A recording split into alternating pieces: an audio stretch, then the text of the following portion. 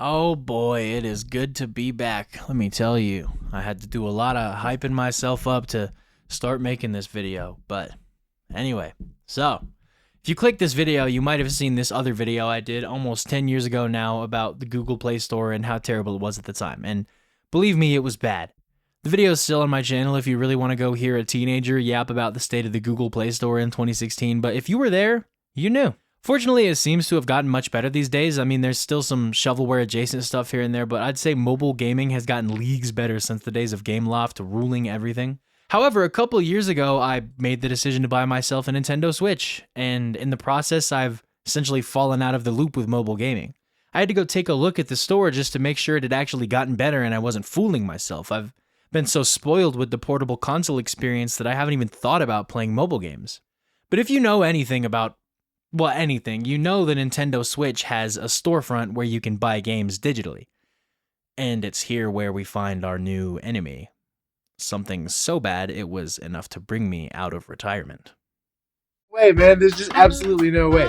Monkey Kong, bro. Monkey Kong. Hang on, where is it? Wait, Burger Chef Tycoon, and then also right next to it, there's Sweet Bakery Tycoon. Right next to that, there's what is this, man? What the hell is this? Bimfleet and his time travel to Japan. What the hell, man? Life Fish Simulator arcade. Okay, this actually just looks kind of like a normal game. This actually looks pretty good. The Nintendo eShop seriously gives me flashbacks to going on flash game sites and seeing the horrifying abominations they had to offer, like Pregnant Elsa Dentist Brain Surgeon Simulator. But it's actually worse than that, even. Every single time I open up the store, and I mean every time, there's new shovelware near the top of the recent releases category. I just closed the eShop for tonight. I'm gonna check it tomorrow morning, and I guarantee you there's gonna be more shovelware in the fucking recent releases. Just watch. At the eShop, just woke up.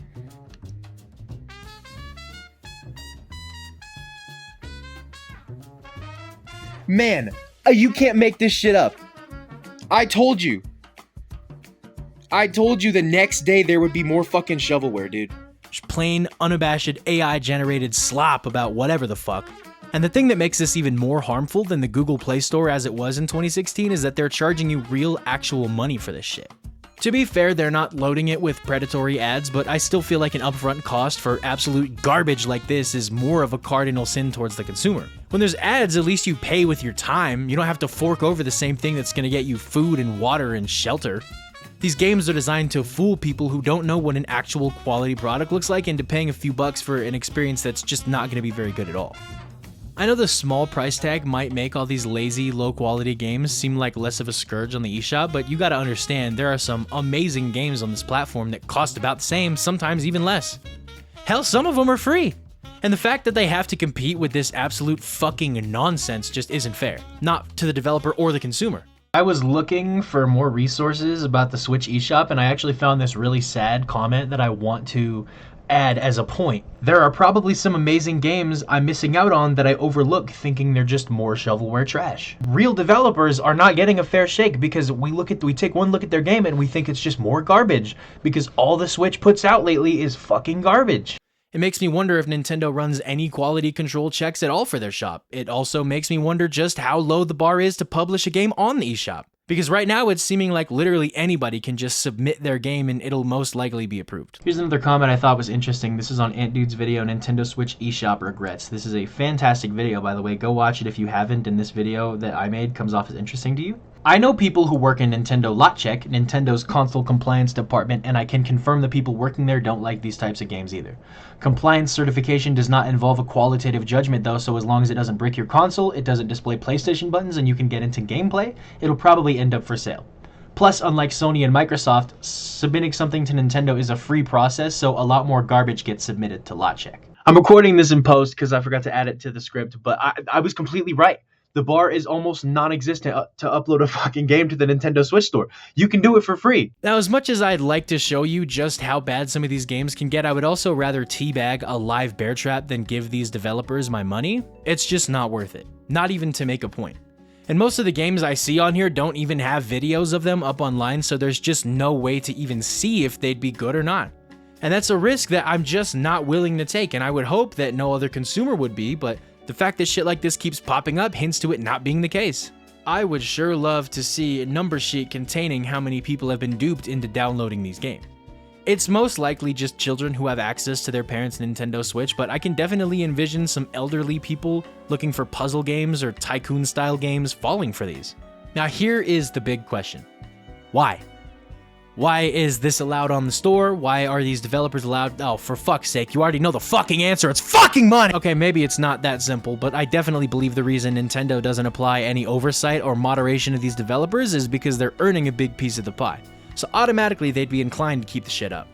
Having no review system in place, not even a star rating, feels intentional because you just know anybody who tried these games would want to leave a bad review, which would lead to less purchases, which would lead to less money for Nintendo, and we've seen just how far they're willing to go to keep their bottom line steady. It's not uncommon for Nintendo to squish anybody who even sneezes near their intellectual property, and you'd think with that same attitude they'd be a little more willing to clean this garbage out so that good games can get a bigger spotlight, but that would lead to a smaller number for the shareholder meetings, so Nintendo will most likely continue to sweep this under the rug, and we will continue to see AI-generated hentai simulators taking up the same amount of space as the newest first-party Nintendo offers. Not to even mention the scummy tactics these devs use to make their games appear on the great deals list by literally always listing them as for sale. If you release a game for $5 and make people think it initially costed $10, you're setting their expectations up for a $10 experience when you're not even getting something that would be worthwhile if it were free. Something else I noticed while doing research for this video is that for some reason they seem to limit what games can be shown on the desktop version of the eShop. I looked on both the mobile and console versions and compared them to the desktop version, and here's what I found. So we're gonna go to the Switch eShop real quick, and we're gonna look up Tycoon. We're gonna go to see all game results. I'm gonna be able to pick out like 5 pieces of AI generated art immediately. Village Tycoon, Farm City Simulator, that shit looks fucking AI generated. Chocolate Factory Tycoon, that is definitely AI generated. Restaurant Tycoon, 100%. All of these are fucking AI generated, man. Super Edition, Value Edition, Discovery Edition, Elite Edition, Legendary Edition. How the fuck do they get away with this?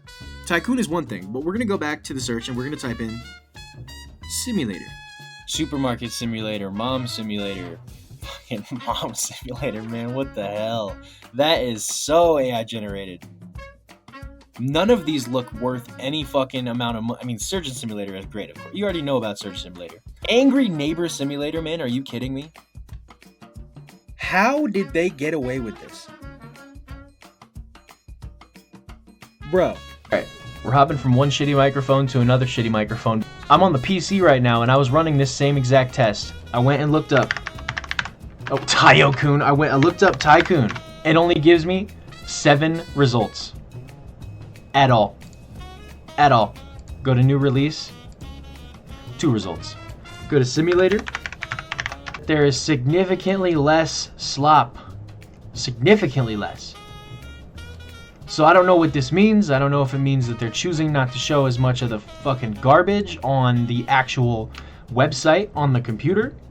But if you go look on your phone, it's abysmal. If you go look on your console, it's abysmal. For some reason, everything just seems to be a lot cleaner here. Now, I'm not entirely sure why they would do this, but after thinking about it for a little bit, I've come to the conclusion that it may be so that potential investors can look up the website without actually knowing what they're getting into. I could be completely wrong, but thinking about it from a business standpoint, you can see why they would feel the need to do this. If I were potentially looking to invest thousands of dollars into a company's online storefront and I opened up my laptop and typed it in to see this, it would turn me away pretty much instantly. And here's where the conflict of interest lies. Nintendo doesn't want their potential investors to see the slop they allow on their page, but they don't want to stop receiving the chump change they get from it being sold. They want to have their cake and eat it too, it seems. With the Switch's life cycle coming to an end relatively soon, it's becoming less and less of a possibility they'll ever fix it. And I don't even want to know how bad it's going to be when Nintendo's next console launches, that is if they don't yank the plug on it like they do every other digital storefront after a few years. In writing this script and returning to YouTube in a way, I was worried that I would run out of things to say about the eShop, but I only find myself discovering more and more things that just seem completely fucked up to do to your consumers. Like, why are you even allowed to publish a game without showing footage of it on the eShop? Why are developers allowed to release 8 different versions of fucking Kick the Dog Skateboard Fart Tycoon Simulator hentai game, each variant slightly increasing in price from the last? And each time I question this, I come back to the same conclusion, and that's that Nintendo is a lazy, disingenuous company that lies to its consumers and its investors. It's to the point where they're no better than Activision. Looking back on how litigious they are when it comes to their intellectual property, how willing they are to repackage games in a vastly inferior manner to resell at a markup, and how scorched earth their approach is on emulation, I find myself losing almost all respect I initially had for this company. These are the same guys that refuse to ever drop their game prices because they think it would devalue their brand. Sure, man. Like all the fucking hentai block games haven't already been doing that for years. It's literally just about money. Not trust, not value, not quality, money.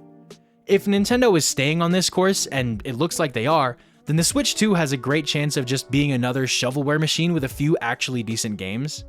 The eShop is essentially a large handful of good games absolutely drowning in a sea of trash, which is the exact state Google Play was in around 2016. The shit actually gave me flashbacks to Duty Call of Sniper 3D Awesome fucking Arena or whatever, and that's the reason why I decided to start writing a new script for this video in the first place. So in a way, I guess I can thank these horrible, awful Nintendo Switch games for bringing me out of retirement, because I felt like I actually had something that I felt passionate enough to talk about. And I don't know if this is going to carry on. I don't know if I'm going to keep making videos like this. It just pretty much depends on whether or not I feel passionate to do it. But as long as there keeps being shit like this, and the more mad I get at it, the more I'm going to want to talk about it. But either way, I really hope you guys enjoyed this video. I've put a lot of work into it. It's my first video that I have actually scripted and edited in almost 10 years now, so feels good to be back on the saddle. I genuinely appreciate anybody who's actually clicked on this video, especially if you were a fan of that Google Play Store video that I did way back then. Something I've been struggling with ever since I've decided to start making YouTube videos again is topics. So I know that the very small percentage of people who watch this channel usually like the stuff that I have done beforehand. So that's why I'm asking you guys, tell me what you want to see me talk about in my future videos, because I'm at a crossroads where I could talk about stuff that's interesting to me and nobody else. I could talk about stuff that's interesting to everybody and not me. I could find a happy middle ground. It all depends on what people want to see from me, so I don't know, you can leave a comment, you can fucking email me, you can, I don't know, whatever. My email is on my YouTube if you really want to go that route. I have other social medias that you can see here. But other than that, I really hope you guys enjoyed this video, and I also hope you have a good rest of your day, and hopefully I'll catch you in the next one. Bye.